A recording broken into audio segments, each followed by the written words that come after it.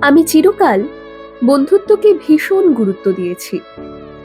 যাকে বন্ধু বলি তার নামে 4টে পিএনপিসি কোত্থাও করিনি।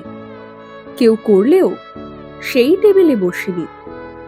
ভালো মন্দ যা বলার বন্ধুর মুখের ওপরে বলেছি। বন্ধুর অসময়ে নিজের সমস্তটুকু উজাড় করে দিয়েছি। বন্ধুর প্রয়োজনে কখনো নিজের প্রয়োজন দেখিনি, স্বার্থ দেখিনি। বন্ধুর লড়াই নিজের লড়াই মনে করে লড়েছি।